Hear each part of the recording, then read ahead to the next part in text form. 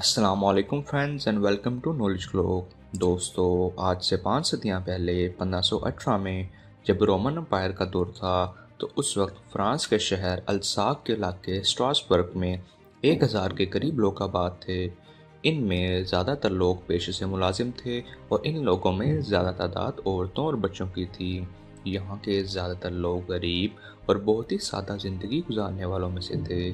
Friends, ویسے تو دنیا میں ہزاروں قسم کی بیماریاں پائی جاتی ہیں جو ہر سال لاکھوں لوگوں کی جان لیتی ہیں، لیکن اس علاقے میں ایک ایسی بیماری پھیلی جس کی وجہ سے لوگوں نے ناچنا شروع کر دیا۔ یہ سخت گرمیوں کے دن تھے اور اس وقت کی گرمی آج کل کی گرمی سے کافی زیادہ تیز ہوا کرتی تھی۔ یہ سب کیسے شروع ہوا اس کے بارے میں آج تک نہیں پتہ چل سکا، پر ایک صبح ایک لڑکی اپنے گھر سے نکلی اور نکل کر گلی میں ناچنے لگ پڑی۔ لوگ یہ دیکھ کے حیران تھے کہ نہ تو آج کوئی تہوار ہے نہ ہی کوئی خوشی کی بات، پھر یہ لڑکی کیوں ناچ رہی ہے۔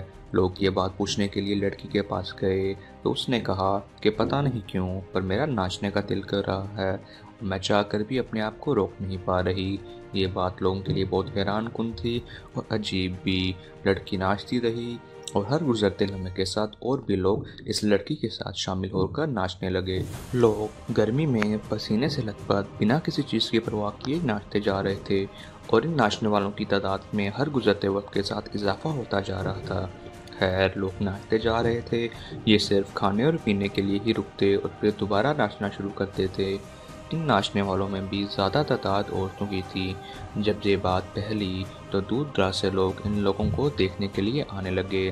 حکومت تک جب یہ بات پہنچی تو حکومت کے کچھ وزیروں نے مقامی ڈاکٹرز کو لوگوں کے ناچنے کی وجہ اور اس کا حل نکالنے کی ہدایت دے دی۔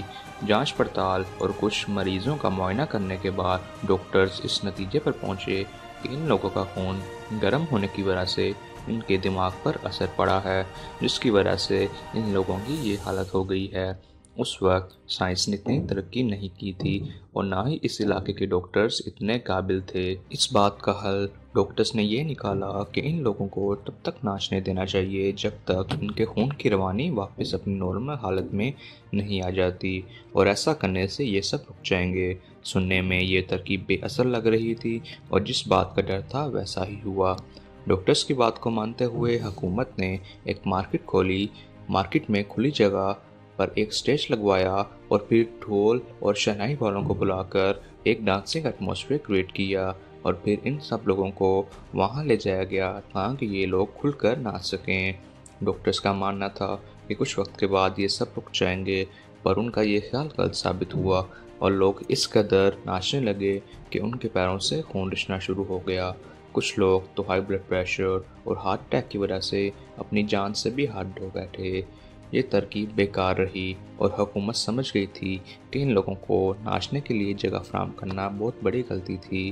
لوگوں کی اس حالت کو دیکھتے ہوئے بزرگوں اور چرچ کے پادریوں کی ہدایت پر ان سب کو اس علاقے کے پہاڑوں میں بنے ایک عیسائی پادری سینٹ وائٹس کے مقبرے میں لے جایا گیا اور وہاں جا کر ان کے پیروں میں لال جوتے پہنا دیے گئے اور اس کے بعد ان سب کو لکڑی کے گول ڈبوں میں بند کر دیا گیا اور انہی میں ہی ان کو کھانا اور پانی دیا جاتا رہا۔ کچھ ہفتوں تک ایسا ہی چلتا رہا اور پھر آخرکار یہ بیماری ختم ہو گئی۔ کہا جاتا ہے کہ اس بیماری سے 500 سے زیادہ لوگ متاثر ہوئے اور ہر روز تقریباً 15 لوگوں کی جانیں گئیں اور تقریباً 300 لوگ، جن میں بچے بوڑھے جوان سب شامل تھے، اپنی جان سے ہاتھ دھو بیٹھے تھے۔ یہ اپنی نوعیت کا پہلا واقعہ تھا، پر آخری نہیں۔ اس کے بعد بھی یہ بیماری اپنا اثر دکھاتی رہی، پر صرف چند علاقوں اور محدود لوگوں پر۔ اس بیماری کی اصل وجہ آج تک نہیں پتہ چل سکی اور نہ ہی اس بات کا پتہ چل سکا ہے کہ ان لوگوں کو لال جوتے کیوں پہنائے گئے تھے اور یہ سب کیسے دوبارہ اپنی نارمل حالت میں آ گئے۔ یہ کہانی بھی ان ان گنت ماضی کی کہانیوں میں سے ایک ہے جس کا جواب آج بھی انسان ڈھونڈنے میں لگا ہوا ہے۔ اس کہانی سے یہ ثابت ہوتا ہے کہ ہمارا ماضی اور ہماری دنیا عجیب و غریب واقعات سے بھری پڑی ہے۔ دوستو، ویڈیو پسند آئی ہو تو لائک اور شیئر ضرور کیجیے گا۔